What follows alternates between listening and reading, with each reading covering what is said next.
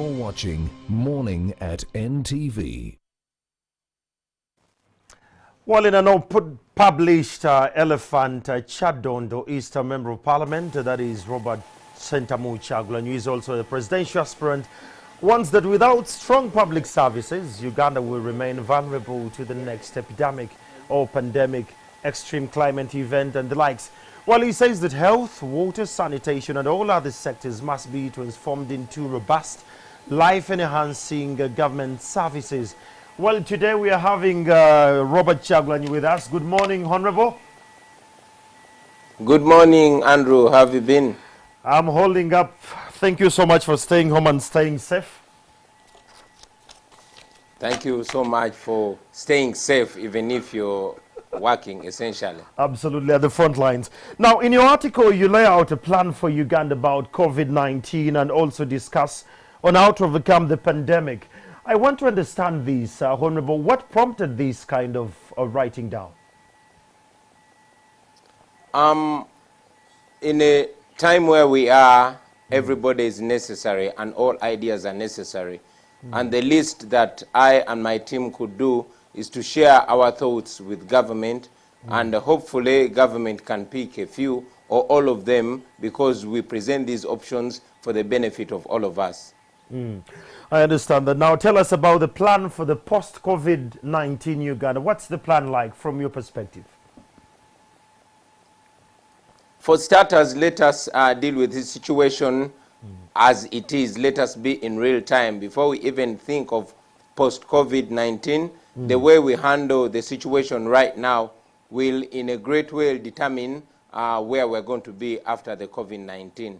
I think for starters, we need to come together as Ugandans, put politics out of this, and marshal all our abilities in the effort to save our people.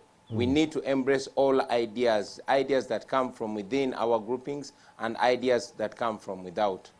As the People Power Movement, on the 24th of March, we proposed 10 suggestions to government. We are glad that government took up some of them, but we would be glad if government would take up all of them. Among them was relief items that government really took up and is having an effort of giving relief, food and essential items to the Ugandans, although it has not been rolled out to the extent that it should be. We suggested that government cuts and suspends some taxes like mobile money and OTT to make life much more safer for our people, since paper money is also another avenue for the spread and also lack of information. We suggested among those 10 proposals, a relaxation on rent and people that are operating on loans. We are glad that government and other institutions like the banks and telecom companies have heeded to that. We hope that government will move ahead to embrace not only our ideas, but ideas that come from other leaders. Now, post-COVID-19, we are not very sure where exactly COVID-19 is going to leave us, and that pushes us to think about now and handling the situation now, because it will in a great way determine where we'll be after COVID-19.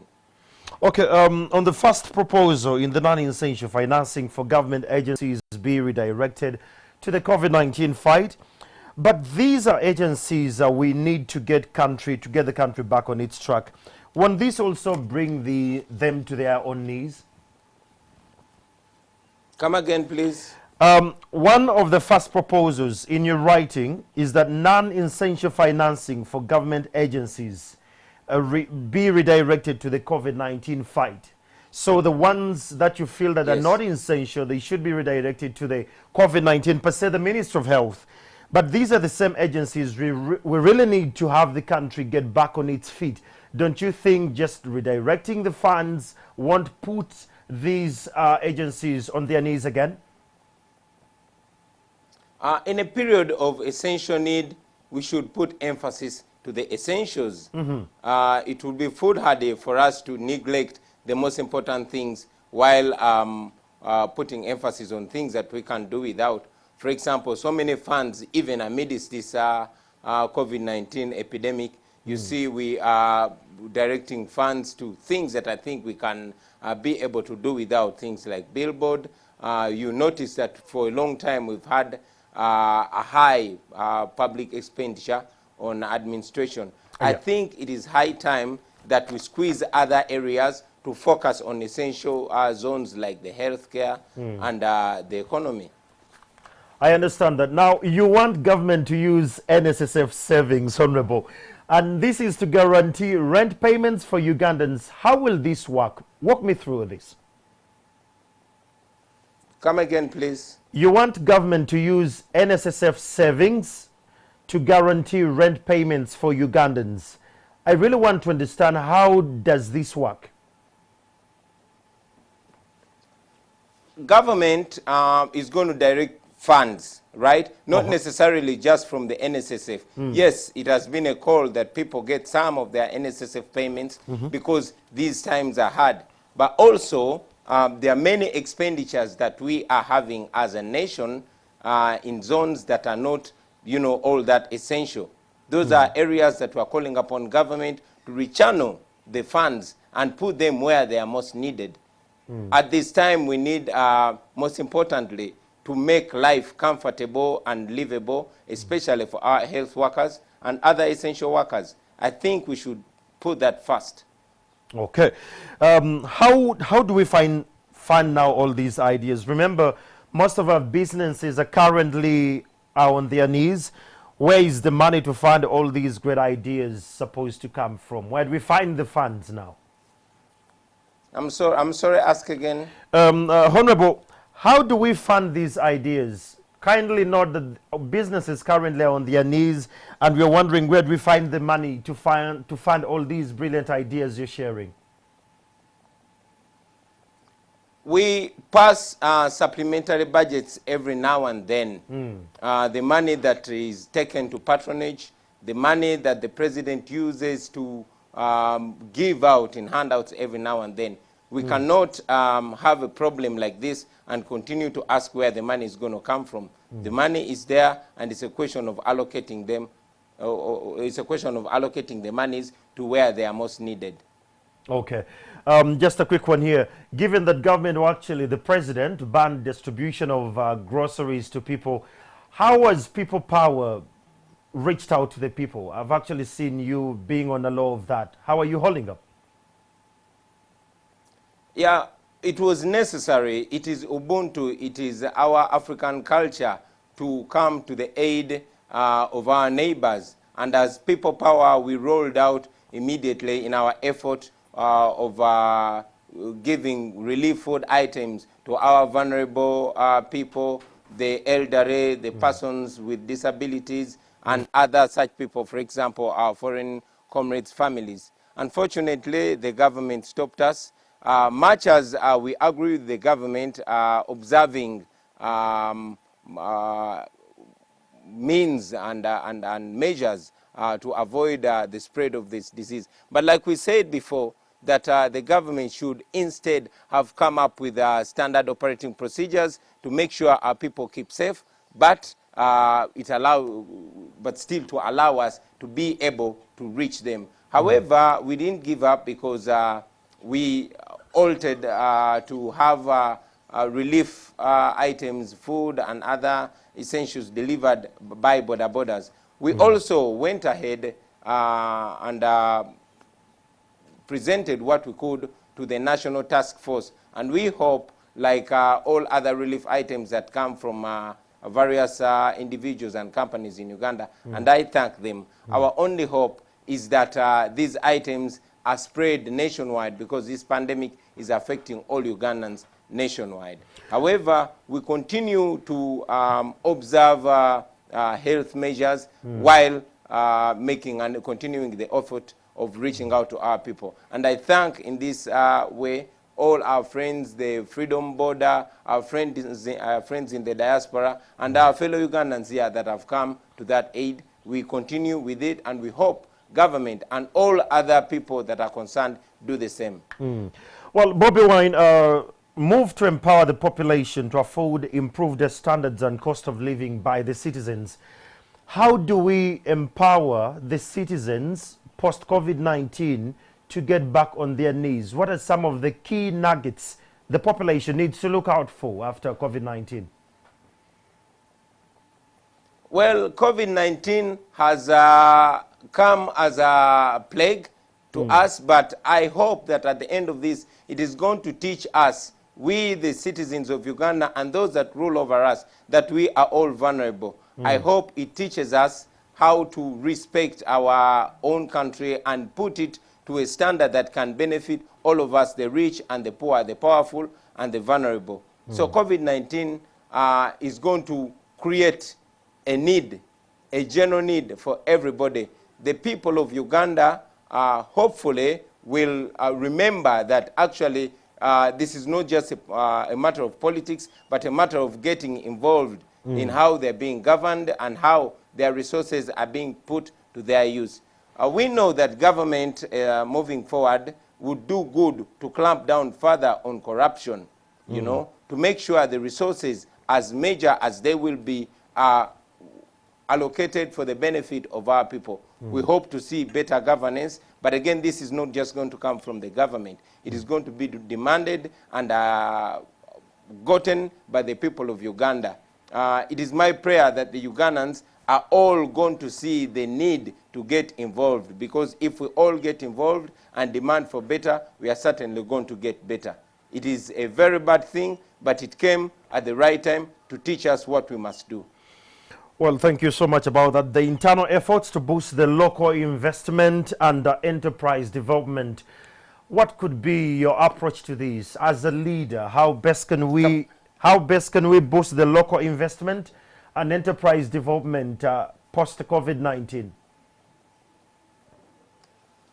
Well, I think government should empower the local investors and the local producers moving forward. The same incentives that are given to the foreign investors should be given to the local investors, because in times like this, they are all we have.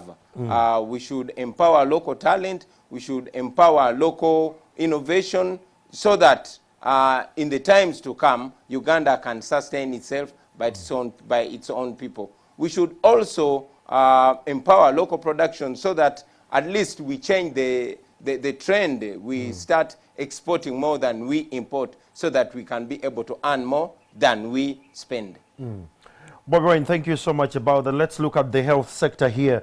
At the outbreak of COVID-19, a lot of perspectives changed. What picture did this paint to you with regards to our health sector? What do you make of our health sector with all this pandemic in motion? Well, Andrew, for a very long time, we have been crying to the government to improve funding for the healthcare system, to improve working conditions for the health workers, but this has all fallen on deaf ears. It is known that our leaders, the elite class, the politicians, they always go outside Uganda for their health, for even the most minor of their healthcare needs. And that left our healthcare system to rot. Moving forward, excuse me, please. Yeah, moving forward, I hope that the government of Uganda will invest more in the healthcare system. Moving forward, I hope we start looking at our health workers, the doctors as the nurses, and the nurses as important as we look at the generals and the RDCs. We maybe have got to learn to major on majors and to minor on minors. Right now, as this epidemic continues to ravage the world and Uganda as well, I hope we even start in this period to improve the conditions, the working conditions of our health workers. I even believe that the health workers should be given an allowance because in these times they're working overtime, and we can even project more busy and stressful times for them in the days to come. Talking about family, you as a leader, you've been at home for all these days, you've stayed at home. How have you managed, especially with your children, how have you baby step them through this entire situation, and what do they make of COVID-19? Well, I think that question would be more ideal for an ordinary Ugandan. I'm lucky that I'm a member of parliament who gets a salary from parliament, and I'm fairly, you know, settled financially. Okay. My only need is to teach the children and those that I can be able to communicate to take this more serious. But looking at the ordinary Ugandan, who we as ordinary Ugandans have a saying, Zenkola Oze India, meaning working for a meal a day. Looking at an ordinary Ugandan who is a border rider, who is a taxi worker, who is a market vendor, one can only imagine the strain they are going through with their families, and that is the reason why we continue to call upon government to relax the restrictions. For example, our inability to help the people. If government gave standard operating procedures, but let people be able to help their neighbors, I'm sure very many individuals and companies in Uganda would love to donate relief food items to their fellow Ugandans. But again, they are stopped by the presidential directive because they would be technically committing attempted murder, according to what the president said. So I think we should put politics out of this and let every Ugandan, let every effort be utilized in these desperate times. Gulanyi, your last words to Ugandans as we wind up this conversation? My last word to Ugandans is that we will certainly get through this.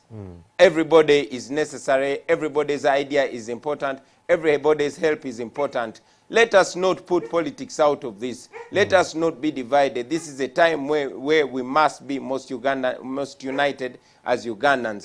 We are in this together, not only as Ugandans, not only as Africans, but as human beings.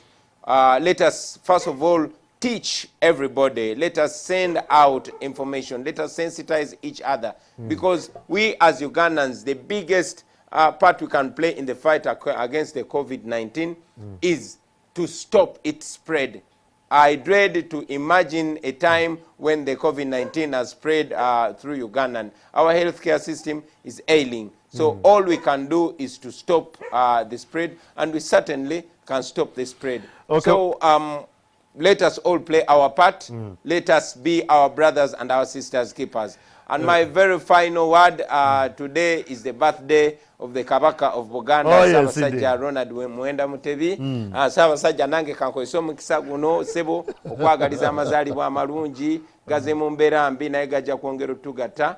Yoga yoga, Mukama akutukuumire. And to all Ugandans, let us hold together. Let us be brothers and sisters. To the leaders, do not politicize this. Let everybody play a role, because this is important. And very finally, to the Ugandans in China, to the Africans in China, we are with you. We are rooting for you. It is very unfortunate that you're being treated like this, mainly because you're black. We've seen videos that are very disturbing. I'm in touch. I've written to various heads of state in Africa here, and I'm also working with other friends, including the Black Lines in Atlanta. We want to repatriate. We want to get special planes to repatriate the Africans in China, and we are in talks with different governments. Once we have a country that allows us, that allows in those Africans, we want to get them away from China, because